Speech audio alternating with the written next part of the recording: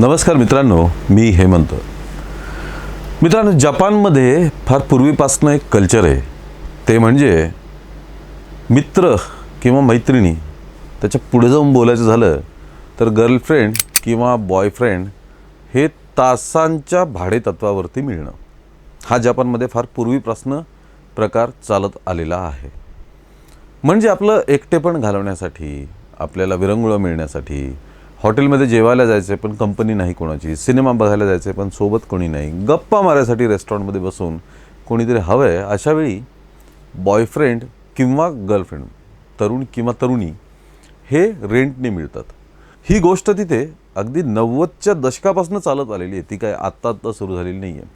90च्या दशकांमध्ये social media वगैरे नव्हता. मग तेव्हा कॉन्टॅक्ट्सच्या थ्रू अशा गोष्टी जपानमध्ये घडत होत्या. ते आजही तिथे अतिशय पॉप्युलर प्रथा आहे. असं नाही की ते लपत छपत चालतं, असंही नाही. जपानमध्ये अगदी उघड हा प्रकार जपानमध्ये चालत असतो. पण आश्चर्यकारक पद्धतीने ही प्रथा आता भारतात सुरू झालेली आहे. भारतात रेंट अ बॉयफ्रेंड या ट्रेंडनुसार आता भाडेतत्वावर तासाच्या हिशोबाने बॉयफ्रेंडला भेटायचं आणि त्याच्यासोबत वेळ घालवण्याची पद्धत आता सुरू झालेली आहे. यात दुसरी आश्चर्यकारक गोष्ट म्हणजे जपानमध्ये रेंट अ गर्लफ्रेंड आधी सुरू झालं होतं. म्हणजे प्रेयसी किंवा मैत्रीण भाड्यावर घेण्याचा प्रकार जपानमध्ये आधी सुरू झाला होता. पण भारतात बॉयफ्रेंड भाड्यावर घेण्याचा प्रकार सुरू झालेला आहे. आता ही गोष्ट कोणत्या थरापर्यंत गेलेली आहे ते आत्ताच सांगता येणार नाही. पण सोशल मीडिया, फेसबुक, इंस्टाग्राम या प्लॅटफॉर्मचा वापर करून आता भारतात रेंट अ बॉयफ्रेंड ही पद्धत सुरू झालेली आहे. फेसबुकवरती किंवा इंस्टावरती तसं सूचना दिलेल्या असतात की आम्ही भाड्याने येतो, आम्ही मसाजर आहोत किंवा फ्रेंडशिप करू शकतात. त्याचप्रमाणे सोशल मीडियावरती, फेसबुक, इंस्टावरती तसे पेजेस तयार केलेले असतात की या पेजवरती जे पुरुष आहेत ते भाड्याने तासाच्या ह्याच्यावरती बॉयफ्रेंड म्हणून येतात. असे ग्रुप्स तयार केलेले असतात.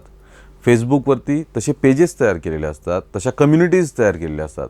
त्या कम्युनिटीमध्ये जॉईन व्हायचं आणि तिथे असलेले प्रोफाईल सगळे बघायचे आणि आपल्याला जो पसंत पडेल तो पुरुष निवडायचा, त्याच्याशी संपर्क करायचा, बोलायचं, पैशांच्या देवाणघेवाणीबद्दल बोलायचं आणि मग एकदा सगळं पक्कं झालं की काही ॲडव्हान्स पे करून मग तो बॉयफ्रेंड त्या सदर मुलीला किंवा महिलेला भेटतो, सोबत वेळ घालवायचा.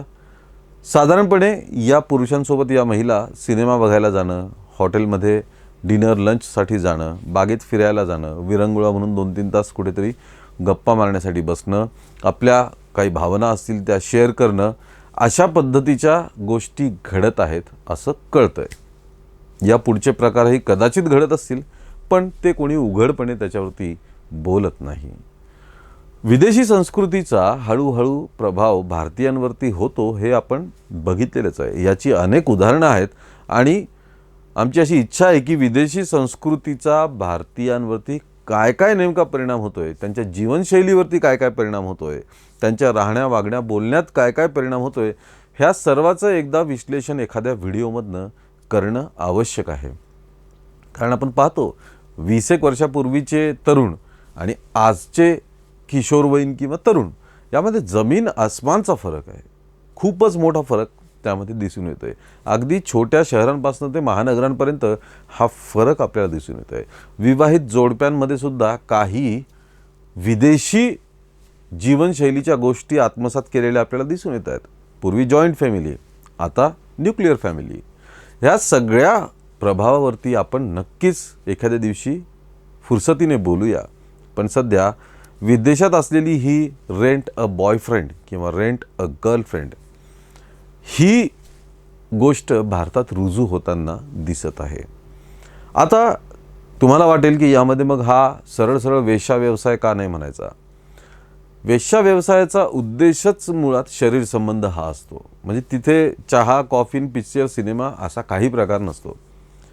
पण इथे तोच एक उद्देश आहे असं नाही. जपानमध्ये सुद्धा एखादा बॉयफ्रेंड किंवा गर्लफ्रेंड रेंटवरती घेणं म्हणजे त्याचा उद्देश फक्त सेक्स हा नसतो. बऱ्याचदा फक्त भेटणं, बोलणं, मैत्री करणं, सिनेमाला जाणं, बागेत जाणं, वेळ सोबत घालवणं हा सुद्धा असतो. भारतात याचा स्वरूप जे आहे ते हळूहळू समोर येईलच, पण याला थेट वेश्याव्यवसाय म्हणणं चुकीचं ठरू शकतं. यामध्ये फक्त विरंगुळा हा सुद्धा उद्देश असू शकतो. सेक्स हा उद्देश नाही असं म्हणत नाही, तोही असू शकतो, पण मग त्याच कारणामुळे याला वेश्याव्यवसाय म्हणता येत नाही.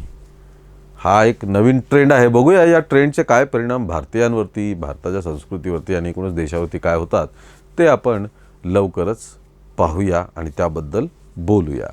मित्रांनो, या सर्व प्रकारावर तुम्हाला काय वाटतं हे कमेंट करा. या व्हिडिओला लाईक आणि शेअर करा आणि आमच्या चॅनलला ताबडतोब सबस्क्राईब करा. धन्यवाद.